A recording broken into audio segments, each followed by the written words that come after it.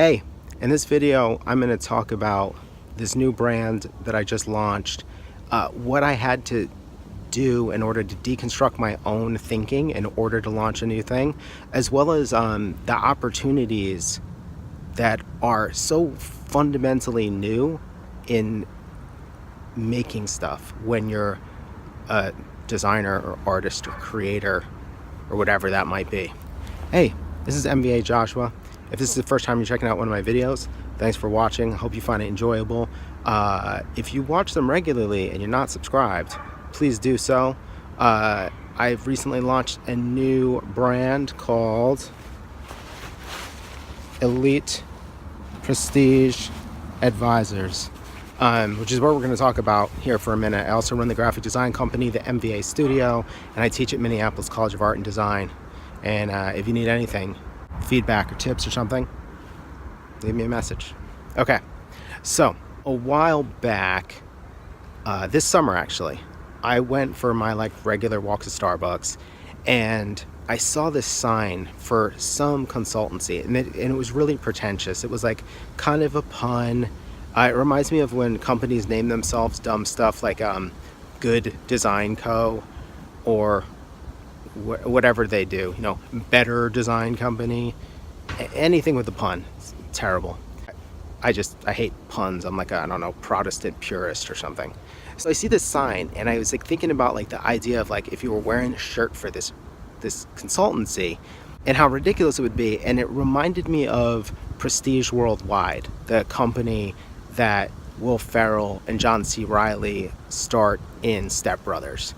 And it's this ridiculous thing, right? It's called Prestige Worldwide, but it's these two goofballs that share a bunk bed.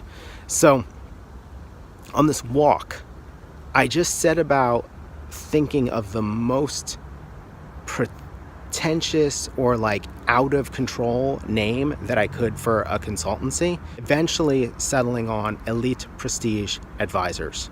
It's unclear what they do. Clearly they think they're the best. And the only reason I did this was because I wanted to wear swag for this fictional consultancy. That night I went home and designed the logo, which you can see here. This is, it's one of those things that's all Helvetica light or Helvetica ultra thin. It's gorgeous, but it's also really generic. I wanted it to be just the most generic version of classy that you could think of. And then I worked on it little bits over the last 6 months, I guess it's been now, or 5 months. And then finally, I'd just been sitting on it, and I was I got to put this stuff out. So there's a collection. This is a hoodie. There's 4 colorways of a shirt. There's a hat, and there's a beanie. All of it in these very kind of classic colorways, navy, powder blue, black, white, gray. Really simple. So one, I don't normally plug this hard, but go to the show notes and buy yourself something. Do that, please. But two, I want to talk a little bit about what it took for me to do this, because it's not instinctual for me. So I should back up. Coming up with a ridiculous idea while I'm out and about, and then quickly imagining how that could work or what it could look like, that's really natural for me. The danger is that what's also natural for me is to continue to imagine and extrapolate how that stuff might work. So to go, not just to be oh man, I'm gonna make the most classy looking version of this and make some stuff, but then to start being okay, the lookbook will look like this, and the social media will work like this, and I'll make a video, and I'll do this website, and just to keep imagining how it will work, and how much of it I'll sell, and how I'll advertise it, how I'll promote it, and what people I want to see wearing it. All of that stuff could be valuable if I executed on it. The problem is, the more I can see the end result, the less interested I am in doing it. I have filled notebooks with concepts for brands or magazines or collaborations or whatever it might be. I thought I'd mapped out every step of the way of what I needed to do in order to bring this thing to life. But I realize now that all I was doing was daydreaming and writing it down. And that the more I did those kinds of projects, the less likely I was to do anything, which always made me feel really lazy and like I was procrastinating, maybe that I was sabotaging myself, whatever the case may be. So it made me feel non-productive. But that I was always doing other stuff that could end up being productive. And especially in the last 2 or 3 years, I realized like I was super productive on things I didn't have any plans or attachment to an end result for, but not so productive if I sat there and mapped out the entire thing. Now, it should be pointed out, this is on personal projects. For some reason, when there's money on the line or accountability, it's a little bit easier for me to execute on these kinds of projects that are more mapped out. But when it comes to my own stuff, the stuff I might do on a Thursday night, the less defined it is, the better it is for me. So the problem with that is that the way that I was doing things, where I'm mapping all the stuff out, to me that seems like the responsible, professional way to do this thing that I want to do. It opens up a couple problems. The more I map it out, the more I want to be right. So that ends up adding in all this other stuff that I feel like I should know or should learn how to do. And the more perfect it is, or the more I'm starting to think it should be perfect, the more likely I am to overcomplicate it. In making the EPA stuff, I definitely was fighting against, every time I did something, I wanted to make it extra.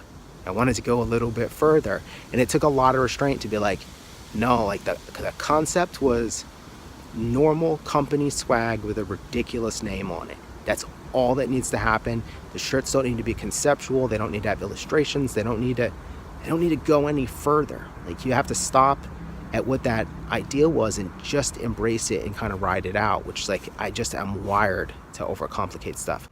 I'm so kind of multi-hyphenate, so into doing a million things at once. It's not a great idea for me to plan something out to where I can only do that one thing. It's really interesting because it occurs to me that maybe a really good little line of work for me would be to work with other people, helping to come up with that plan, but then hand it over to them and be like, okay, here it is, you figure it out. I'm good at imagining these things, but I have no interest in executing them because it would take up too much of my goddamn time. So that's some of the stuff that I have to do in order to launch a new thing. Like, I put out a new Halifax song this past weekend, and I have to kind of accept that maybe my impact is not going to be what it could be because of the fact that I need to stay impulsive, and I need to keep things simple, and I need to not overcomplicate them, and I need to put as much of my effort into creation and not into marketing or planning or whatever. Hopefully what will happen is that as I continue to vlog, as I continue to put my work out there, as I continue to meet people and talk to people and make cool stuff, that I'll grow my fan base or platform big enough that then eventually I can bring in the kind of people who we can come up with that super detailed map, but I can trust that they'll execute it, because it's not like the ideas that I have are bad. It's just the way I am, I will not do them. And it's that simple. And I think this is really critical because it's like, in the previous chunk of my career, I got a lot of stuff done and I'm happy with it, but there was never a point where I could be like, you know, what have you done in the last week? Oh, dropped my first clothing collection and put out a new single. Like, that's a cool thing to be able to say about what you did in the previous week. And that comes from embracing my faults or my limitations, and instead not seeing them as faults or limitations, instead seeing them as basically my operating system. And I'll just close with, when you're trying to figure out how you work, stop looking at your expectation of what a project should be or what art should be or what your creative output should be. Look at just the stuff that you do and do not make the stuff that you think about making and you don't make, and the stuff that you don't think about making and yet you do it anyway, and start to look at whether you can simply leverage the stuff that you are making, even if it doesn't live up to your standards. Like, if the deal is you have a million ideas for paintings that you don't make, but you doodle incessantly, then either the doodling or the conditions that lead to the doodling, that's what you need to embrace, and that's where your art needs to be, and that's what you gotta kind of figure out how to dive into. Right now, it's like, do I have a million sales? No, I don't even have one sale yet. But the fact that I could launch this thing that I care about and start talking about it really easily, provided I let go of my attachments to things, that's awesome. And I'm so grateful for that. I could practically cry right now. So the other thing I want to talk about in this video, and hopefully you're okay with sitting through a longer one, is the opportunity of the moment. So if we think about maybe more than 10 years ago, I'm trying to think when something like Cafe Press showed up. That was probably in the early thousands. But if I think back to, say, 1999, if I wanted to start a clothing company, no matter how simple it was, I would be at minimum having to buy, I want to say, probably 44 pieces of an item. So if I wanted to do colorways, I'd have to buy more and more stuff, and I'd have to pay for every screen print. So if I'm doing like a hoodie, like I'm rocking right now, and I have white on black and white on navy, and I got to buy a ton of hoodies. But then if I want to do black on gray, then I have to pay for screen charges, or not screen charges, but setup charges to change the ink to black. There's all this stuff involved. I'd have to buy all these hats. It would be cool because it would be hands-on, but it's just a small project. It would be capital intensive. To launch this product, this is how easy it was. Design the logo, look at the reviews of the different places where I could print this stuff. Decide to check out Printful because it seemed designer focused. Download the templates for the live area to make sure that, like, I'm not wearing the hat, but make sure the strokes were thick enough for the embroidery. Upload that stuff. I had samples made of a t-shirt and a hat, just one sample, my size, enough, back in October, I think, is when I got those. The first order of samples took a while because I didn't have a proper account yet. The hat was awesome. The shirt, I put the graphic too low, so I had to bump it up in the next round. But the quality was incredible. The hat is exactly what you would want. It's gonna be hard to tell, but this hoodie, so they're made one at a time using a process called direct to garment. I don't know what the print technique is. This is what I know. I've been screen printing stuff since like 2000 or 2001. This thing looks and acts like a screen print. It's been washed once. There's no damage whatsoever to the ink. It's on a Champion hoodie. It's rad. And it required no money up front, except for the fact that I had to buy one sample for myself to double check it.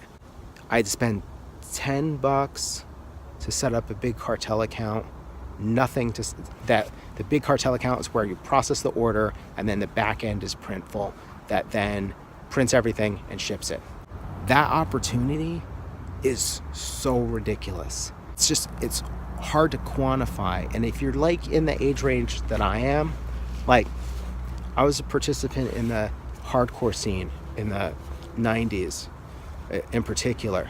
If I wanted to get a record, if I wanted to communicate to someone, I had to write them a letter. Like, there's some nostalgia around like analog shit. Dude, writing letters sucks. It's the worst. The fact that you could be in touch with everyone and we kind of blow it or we don't take it seriously. I have to remind myself all the time that the times that we live in are effing sick. The fact that I'm sitting here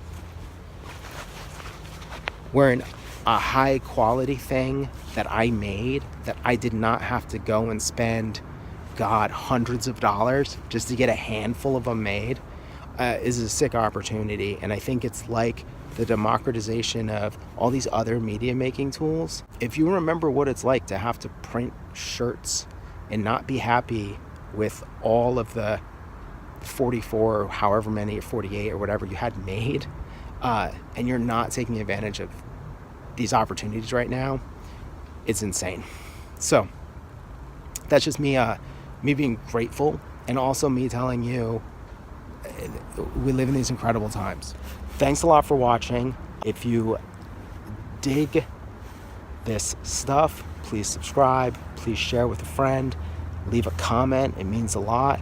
And if you want to support this show or what I do, please epabrand.bigcartel.com, link in the show notes, all that good stuff. Buy somebody some presents or something, and don't tell them the origin story, keep it nice and weird. Have a good one. So I've started recording these little kind of off-cut, almost like B-roll things, because I hate it when you're on YouTube and the suggested next videos like pop up while I'm still talking. So if you're wondering why there's just random crap at the end now, that's why. I suppose there's a better strategy than what I'm doing, but I don't know what it is, so whatever. But I think this looks pretty gorgeous and like a good spot for a new video.